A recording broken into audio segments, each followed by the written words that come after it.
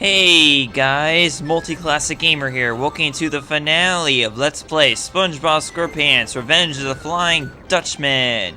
Oh yeah, it's been a long time since I was here. Well, actually 2 years, but whatever. So here it is, everyone. Once you get the treasure, whatever the treasure is at the Flying Dutchman's graveyard, which actually turned out to be the Flying Dutchman's mother, I guess. You're going to end up here at the Dutchman's ship, which is basically where the final showdown with the Dutchman himself is. But first of all, we got a little obstacle here, which is this lava down below us. You want to stay out of the lava, as you can probably well imagine. With this being a video game, obviously lava is the one thing you always want to avoid. And because I can't really think of any game where you're not supposed to avoid lava. But anyways, here we go. Jump into the cannon, and you want to shoot high enough that you will end up on the Dutchman's ship. It's not that hard to, get the aiming right because the Dutchman ship is pretty big, so, it's not really that easy to overshoot it or undershoot it, so there should be no problem with that. Anyways, now that we're finally on the Dutchman's ship, you'll notice, you'll see pretty much the friends of SpongeBob that the Dutchman kidnapped, basically patrolling this area. They're still hypnotized until you talk to them. And once you talk to them, they will basically be taken, it's kind of weird what happens, but basically they will be transported to, don't want to miss the balloon here. They'll be transported to that boat you see flying around the Dutchman ship.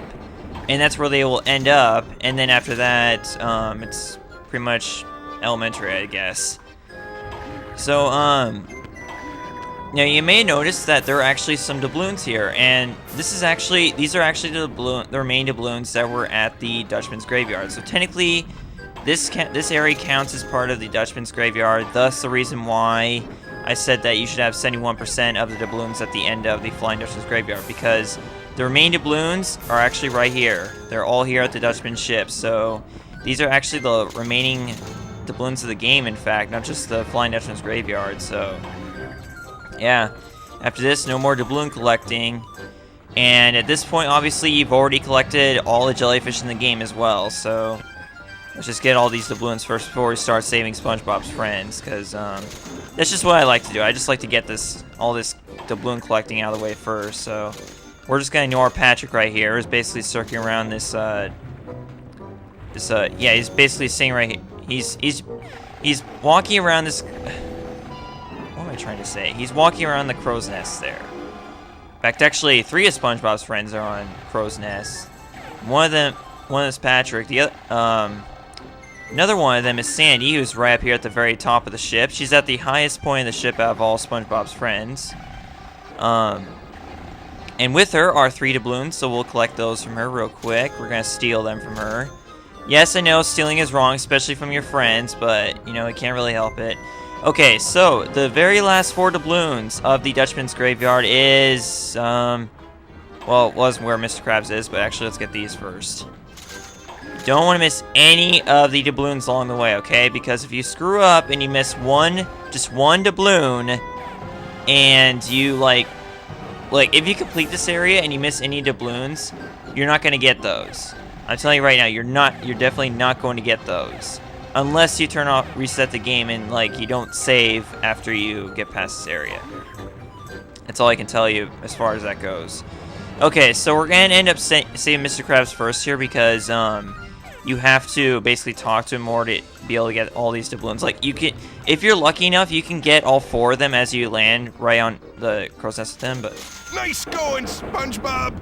You see, just like I did there. And look at that. He floats up into the sky, and then he lands on the boat. Is that... I can't...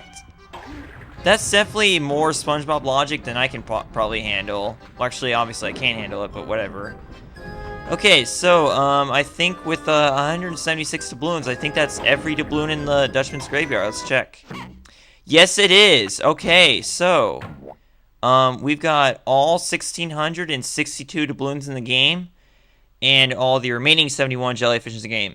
There's actually a total of, let's see, there's the 100 jellyfish we turned in for the contest. There's the 50 we turned into Larry, so that's 150, plus the 72 remaining jellyfish you have at the end of the game. So That's a grand total of 222 jellyfish in the game, so there you have it.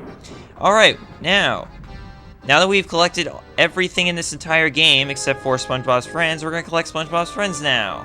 So let's start with Gary, because Gary is by far the probably most important character to SpongeBob. Quick, Gary, over the side! And there we go, he does the exact same thing Mr. Krabs did. I mean, it makes more sense with Gary, because Gary's a snail, and snails can do a lot of magical things, you know? Maybe you don't know. Well, obviously I don't know either, because I obviously can't understand a thing that Gary just did. Let's see if Squidward can master the same exact art of randomly gliding onto a boat that's circling around the Dutchman ship. What took you so long, SpongeBob? You're facing the wrong way, sir. That was an unintentional reference to a SpongeBob episode, by the way. And there's Squidward with Mr. Krabs and Gary joining each other in the boat. That does not need to sound wrong, especially since that would be bestiality, since they're both different. They're like all three of them are different species. And why am I talking about this? I have no idea. Here we go. Let's save Patrick. But I liked being a pirate. Well, too bad, Patrick. Your fun ends here. Oh wait, never mind. You seem to be having fun on the boat anyway. So what the heck? Don't complain about what you don't get. Be happy with what you do get. Okay. Alright, well, turns out Sandy's the last character we're going to save here. Okay. Well, to be fair... Well, actually, I don't know. I really don't know. Sandy just always ended up being the last character I rescue because, she's at the highest point of the ship, and we also... Mr. Krabs is always the first since we want to get those last siblings. But here we go. Here is the last character we have to save, Sandy. Go get him, SpongeBob! Okay, did you see her swirly eyes there? That was actually kind of creepy, but yeah, that just goes to show that they're all hypnotized. Wait, did you see her out there in the sky? What the heck? Like, you can actually see her in the background, like, after she went flying off. I don't know if you guys did, but, you can rewind, but I can't because I'm recording.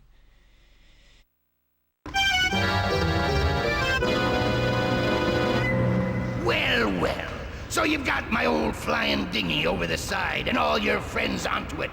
But at least you won't get away from me. You'll be my cabin boy from now until the seas dry up. Give it up, Dutchman. Your haunting nights are numbered. I'll wipe the deck with you, Sponge. Psst. Hello? I do not recommend that you antagonize him right now. Who's afraid of the big bad Dutchman? You don't understand. The book you borrowed from Squidward was not completely accurate. In fact, it was a little out of date. Uh-oh. According to the new edition, the treasures you gathered have made you mostly immune to the Dutchman's powers, but not completely immune. So be ready for a tough fight. I'm not ready. I'm not ready. You don't stand a chance, SquarePants. And just like that, we are now face to face with the Flying Dutchman himself, okay? So here it is, everyone. This is the final battle of the game. And basically what you want to do, first of all, is you want to avoid the Dutchman's moves, and obviously we just found out that he is the Dutchman. After all, he just said it there, so we wouldn't have known that if he didn't say that. And then, after he pulls enough of his moves on you, he's then going to make these bombs appear here, and I ran out of time. Sorry about that, guys. Okay.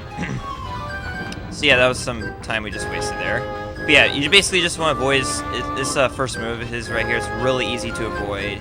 You just kind of circle around, and he'll never hit you if he does that. I mean, if you do that, obviously. Okay, so once he drops these bombs, he's going to summon one of these ghost pirates to try to hit you. And what you want to do is you want to grab one of these bombs and then hit him with them. That's how you deal damage to him in this fight. Show some respect for your new captain. You're not gonna be my new captain because I'm gonna kick your ass and then I'm gonna bottle you up and then you'll never see light of day again, Dutchman. Alright, so next thing he's gonna do is he's gonna basically, he's gonna try and appear under you by putting this portal that follows you. And then, he's gonna try and appear under you several times, and that he will damage you if he does that. And then after that, he's just gonna go back to his first move. Over aside with you, you little swabber. What do you say, swabber? Oh, okay. Whatever. I don't feel like swapping the deck right now, but I do feel like swapping the deck with your ghost dust or whatever. I don't know what I was going with that. Alright, there we go. Second hit. Just one more, and then that'll be it. Who's afraid of the big bad ghost? Definitely not me. That's who. Okay. That was kind of not very clever. You can actually now. Here's something really fun you can do. If you make the Dutchman appear under one of these skeleton guys, he will actually kill them. Like the second time he does it. Like for the first time he does it, he only like actually, come to think of it, you can actually lure him into them right here too as well. But basically, like the first time he hits them, he will only stun them, and then the second time he literally kills them, which is pretty funny. Like that's probably one of the most hilarious parts of this final boss fight. But you know, basically that's the final boss fight in a nutshell. It's very easy, and we're already about to do the last hit. So here it is, guys. This is the end of the game right here. And there it is. We finally got this bottle.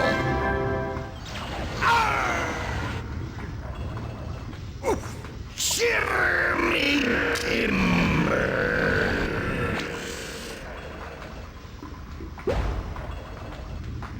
Where are we going now, SpongeBob? I don't know, Patrick. What do you think, Mr. Krabs?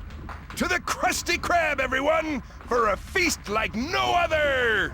Oh, Mr. Krabs, I'm so happy. Yee-haw! That's what I call a celebration. Yay! Yaha! Woo-hoo-hoo!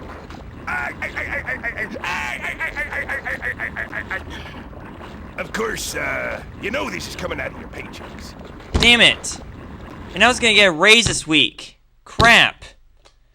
I guess we screwed up big time.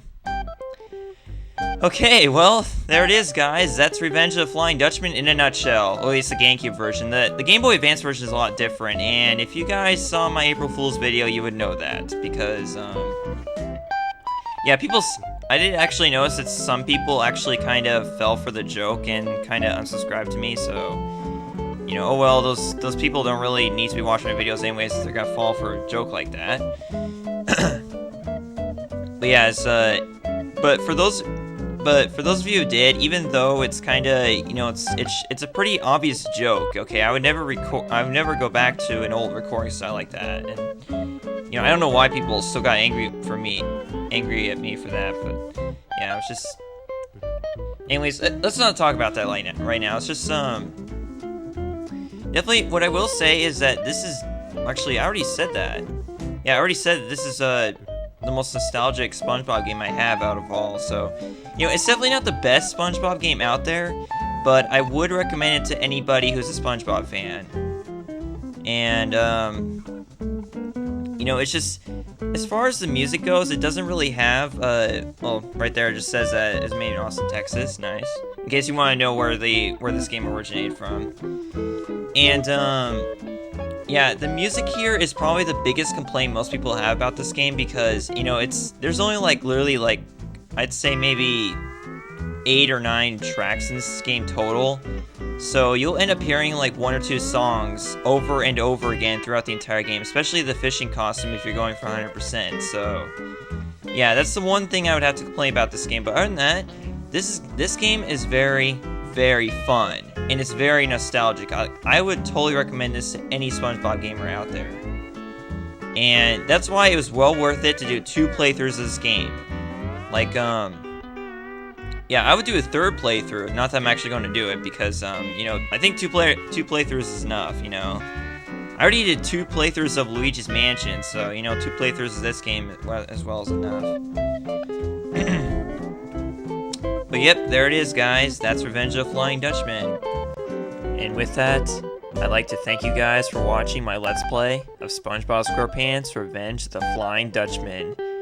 I will see you guys next time, where we will take on the bonus features of this game. Not exactly sure what I'm going to do, but we'll figure things out from there, okay?